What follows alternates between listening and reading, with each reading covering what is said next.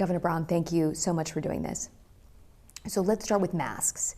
When we walked in the building, I noticed there is a sign that says masks recommended. Where do you stand on masks? Will you be issuing another mask mandate for Oregon? So here's the good news.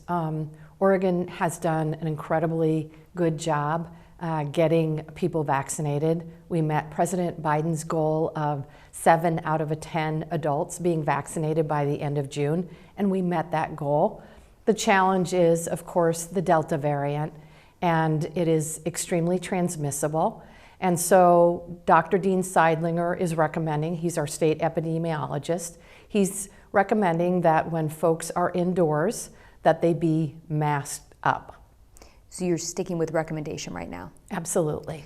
What metric would we have to meet for you to change to a mandate? So here's the challenge that we have, and that is getting more Oregonians to get vaccinated. And we believe that the best messengers, the most trusted messengers, are local healthcare providers and local leaders in the communities that are struggling to get community members vaccinated.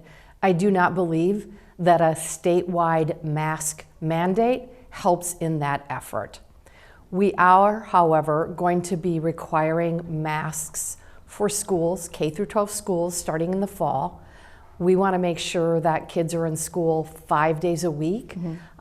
We know that it is the best way for our kids to learn, and it is the most effective way to stop the transmission, particularly for our younger kids who are not yet eligible for the vaccine. Okay, so masks required for schools? Yep, K through 12 schools. Masks mandate you do not believe will help get the unvaccinated vaccinated? That's correct. We know the science is really, really clear that masks are yet another effective tool that we have to slow the transmission, to slow the spread of the disease. And so obviously want to continue to encourage Oregonians when they're inside in public places to mask up. Okay, let's talk about hospitalizations. You know, we are reaching that 300 number. Yesterday, 272 people in the hospital because of COVID. All along, that 300 number was the standard, you know, before you imposed lockdowns or restrictions. Will you impose restrictions if we reach that 300 number again? So we are moving at this point in the pandemic to a more traditional, localized public health response. The communities are best suited at this point, working in partnership with their local public health officials and their medical experts to make decisions about how to protect their community members and their more vulnerable populations. Again, we know that vaccines are absolutely the best tool that we have to protect yourself and your loved ones, to prevent hospitalizations, to frankly limit the severity of the disease. So vaccines work, they're trusted, and they're effective. We are focused on making sure that Oregonians who are eligible for the vaccine continue to get the shot. So counties, this was unprecedented. You led a lot of the lockdown and restriction decisions, and you're really moving this to counties now. Is that correct? Look, we are moving to a more traditional public health response, and that is at the community level, the county level. And the challenge is, in terms of Oregon, we are a large state geographically. We have different impacts of the virus in different communities, and the local level is the best place to be making those decisions at this point in time. Great. Tell me, employees, will you be requiring state employees to get the vaccine? So we are obviously looking at state of California and the New York City and Department of Veterans Affairs and what tools they are using to encourage and support vaccinating their employees. We're having conversations with our partners about that work, and we'll be announcing some decisions over the next couple of weeks. Okay. Let's talk about, so earlier you said, the best people to really convince the unvaccinated to get vaccinated, you said local doctors, healthcare workers, we know that some of them are just not getting the vaccine. Do you support hospitals requiring a mandate? Look, I think it's incredibly important that our healthcare workers who are on the front lines of this pandemic and understand the horrific impacts that this virus has, particularly on vulnerable populations, it's critically important that they get vaccinated. That's why healthcare workers were at the top of my priority list for our vaccinations. We are meeting with the broad coalition of healthcare workers this week, to talk about how we can encourage and support the entire healthcare community to get their members, their employees vaccinated. Would a mandate or changing the law, stopping hospitals to require it, is that part of the conversation? So, as you're probably aware, we have a law in Oregon that prohibits mandatory vaccines for healthcare workers. And we're working right now with our healthcare partners to figure out what is the best path forward for Oregon and how we can be most effective in making sure that every single healthcare worker receives this vaccine if they are able to. Would you like to see hospitals be able to make that choice? Look, I've been really, really clear. I think it's incredibly, let me say that again. Sure. I've been very, very clear. I think it's really important for employers to encourage their employees to get vaccinated, whether they're healthcare workers, whether they're working in technology, whether they're working in manufacturing, whatever folks are doing. I think it's incredibly important that everyone who is eligible for a vaccine get vaccinated. It is the only tool that we have that will literally stop the virus in its tracks. So, yes, yes. You would? Please. Okay. We need more people to get vaccinated. There's absolutely no question about it. As I mentioned, this Delta variant is extremely transmissible. It is a game changer. We have to get more Oregonians, frankly, more Americans vaccinated. Okay, would you ever call a special session so they could, reverse this law, pass a new law? Look, I'm looking at all the options that we have on the table to make sure that folks on the front lines are getting vaccinated and get the protection that they need. Okay. Anything else you want to add on, mask mandates, lockdowns? I guess, businesses are scared. They are so worried that they're going to be surprised again, or caught off guard. Guard. Look, Oregon has done an incredible job throughout this pandemic because Oregonians made really smart decisions. Our businesses stepped up and were really strong partners with us. We have had throughout the pandemic one of the lowest infection rates and one of the lowest mortality rates in the country. I want to encourage businesses to encourage their patrons, their clients, and their customers to mask up. We know this is a very simple and effective tool to slow the transmission of the virus. Okay, tell me about, let's talk heat deaths. The OEM report came out yesterday. Do you think it went far enough in terms of changes, specific changes? So I just have to say, this heat dome event that occurred in June was unprecedented. It is the first time the Pacific Northwest has seen this level of heat in at least decades and probably centuries. And I was horrified to learn of the deaths of over 100 Oregonians. That should not happen. These people should not have died. I asked for this expedited after-action review to say we can do better next time. And certainly this is a good first step, but we are seeing extremely challenging climate events. We have now had 4 or 5 over the last year and a half. These events are historic and unprecedented. We know they are being driven by climate change. And I think it's incumbent upon all of us, the state of Oregon, the local counties, our city partners, the federal government, and frankly, individual Oregonians. We are all going to have to step up and do more and have to be better prepared in terms of these emergencies. The best thing that Oregonians can do is to sign up for emergency alerts through oralert.gov. Every Oregonian should do that.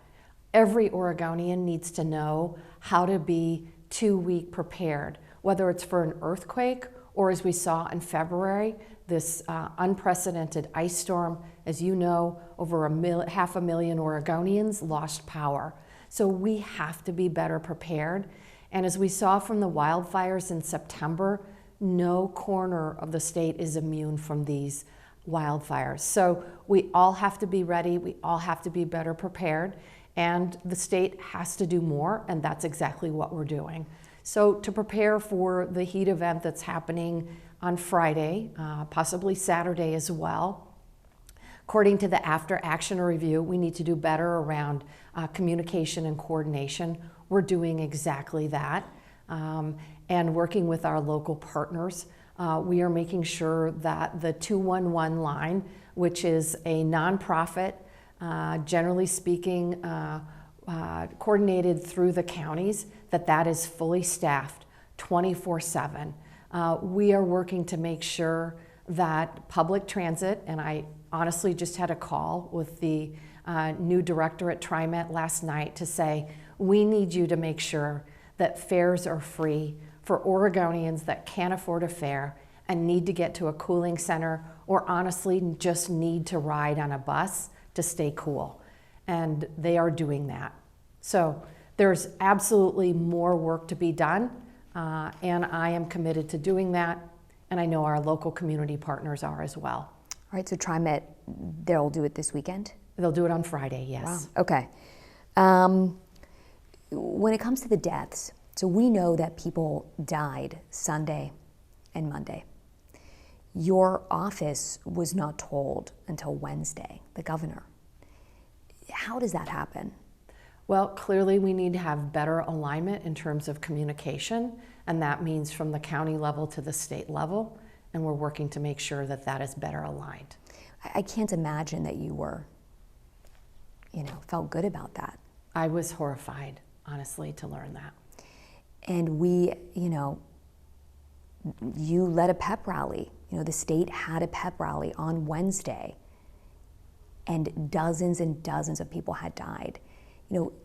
Was someone held accountable for not telling your office, for not stopping, that event from happening? Well, just for the record, I was unaware, as you are aware. The Oregon State Police has accepted full responsibility for that lack of communication, and they understand that it was absolutely unacceptable.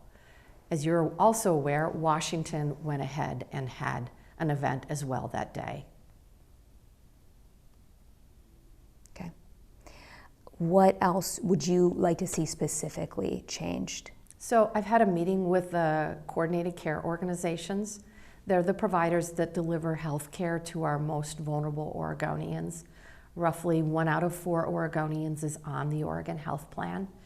And I have asked them to reach out to their providers to make sure that their patients, their clients that have underlying health conditions get a phone call to say that there are resources available if you need a fan, if you need an air conditioner, and if you need additional help.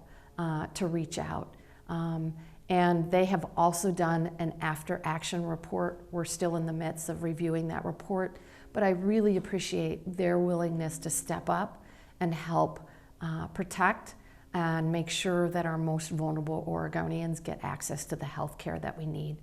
Here's the challenge, and this goes back to the climate change. The Pacific Northwest is not used to this level of heat. In talking to the director of TriMet last night, I learned that not only are the light rail system unprepared for heat conditions over 110, our buses are not as well. So we have a lot more work to do as a community and as a state to make sure that we are prepared in the future for these events. And honestly, we don't know what the next event is going to look like. In the last year, we've been through unprecedented wildfire. We have been through unprecedented ice storms. We have been through an unprecedented heat dome event, and we have been through the first pandemic we have seen in this country and in this world probably in over 100 years. So these are really challenging, and it goes back to we all have to be better prepared. We know that neighbors are going to need to check on vulnerable neighbors. We know that by knocking on someone's door and asking if they need anything, whether it's water or a fan, that can help save lives. The same is true during the ice storm event. I sent the National Guard to knock on doors. We knew who medically vulnerable folks were during the ice storm event because we had access to that information. So I was able to send the National Guard out to knock on doors to see if folks residing in Clackamas and Marion County needed assistance. You had a meeting with Chair Kafori and Dr. Jennifer Vines related to the heat deaths when it came to talking about if you could condemn the big buildings without air conditioning. Do you know the outcome of that meeting? Are you able to do that? So I think what I would say is this. Our counties have been traditionally the first line of response in these emergencies, and when they need assistance or further support, they come to the state. And I think moving forward into these events, the state is going to be much more proactive, reaching out to our local community partners. In terms of building condemnation, I don't know. I can't answer that question. Okay. And then I think one more question. Okay, so let's just wrap up with, the heat deaths. It's horrible. It was such a tragedy. I know we have this report, specific examples moving forward, but back to OSP, do you accept their, I don't know if they apologize, but do you accept that OSP, took responsibility for not informing your office earlier? Absolutely. And you're just ready to move on? Absolutely. Okay. Anything else you want to add? I just have to share the story of one of the people that passed away during the heat dome event. And I believe I read it in the media here in Salem. There was a man who was houseless. He was living in a tent. He took the local transportation chariots to a cooling center on Saturday.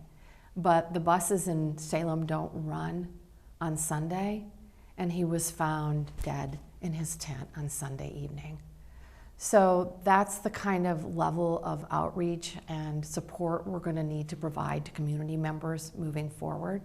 I'm absolutely committed to doing that, and I know that our county emergency management teams are as well, whether it's phone calls, more cooling centers, making sure that folks have access to water, and I know that our healthcare providers are willing to step us up as well and make sure that our community members have access to fans and air conditioners. But we're going to have to continue to be emergency prepared with these significant climate change events that are happening. But do you feel that Oregon is better prepared the next time? Oh, absolutely, but there is always more that we can do. Great, thank you so much. Thank you.